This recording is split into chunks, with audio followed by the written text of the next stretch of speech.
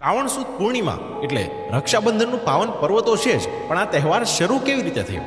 તો કે પૌરાણિક કથા અનુસાર મહારાજ બલિ અશ્વમેઘ યજ્ઞ કરી રહ્યા હતા ત્યારે ભગવાન વિષ્ણુએ બલિરાજાની પરીક્ષા કરવા વામન રૂપ ધારણ કરી માત્ર 3 ડગલા જમીનની માંગણી કરી અને તેને યાચક બ્રાહ્મણ સમજી તેની માંગણી સાથે બલિરાજા 3 ડગલા જમીન આપવા હોશે હોશે તૈયાર થઈ ગયા. પછી તો ભગવાન વિષ્ણુએ વિરાટ સ્વરૂપ ધારણ કરી 3 ડગલામાં આકાશ પાતાળ અને પૃથ્વીને પ્રાપ્ત કરી લીધા અને વિષ્ણુ ભગવાને બલિરાજાની દાતારી થકી પ્રસન્ન થયા અને ભગવાન વિષ્ણુએ બલિરાજાને વરદાન માંગવા કહ્યું.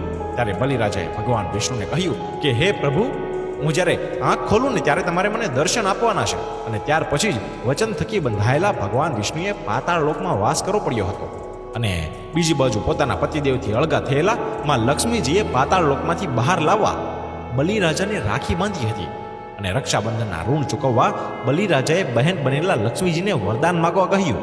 ત્યારે પણ લક્ષ્મીજીએ બલિરાજાને કહ્યું કે હે વીરા બલિરાજ, જો તમે બહેનને રક્ષાબંધન નિમિત્તે કાપડું આપવા ઈચ્છતા હો ને તો ભગવાન વિષ્ણુને તમે તમારા વચન થકી મુક્ત કરો તો બહેનની ઈચ્છા પરિપૂર્ણ થશે. અને બલિરાજાએ એ વાત સ્વીકારી અને ત્યાર પછી જ આંખ ખોલું ત્યારે દર્શન આપવાના તે વચન થકી મુક્ત બહેનની ઈચ્છા સંતોષી અને ભગવાન વિષ્ણુ અને માતા લક્ષ્મીજી ફરીથી સાથે મળ્યા અને તે સમયથી રક્ષાબંધનનો તહેવાર આજ સુધી ઉજવાય છે. અને આ તહેવાર બહેન ભાઈના અપ્રતિમ પ્રેમ, ત્યાગ અને સમર્પણનો છે.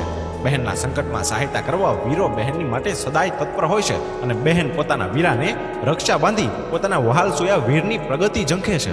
અને એવી જ હું બીજી વાત કરું ને તો કે કુંતા માતાએ મહાભારતના ભીષણ સંગ્રામમાં જ્યારે અર્જુન પાતાળ લોકમાં ગયા ને એ તકનો લાભ લઈ કૌરવોએ પાંડવોને 7 કોઠાના યુદ્ધનું આહવાન કર્યું અને માત્ર 16 વર્ષની આયુ ધરાવતો અભિમન્યુ 6 કોઠા જીતવાનું કૌશલ્ય પોતાના માતાના ઉદરમાં શીખ્યો હતો અને એને આ બીડું ઝડપ્યું.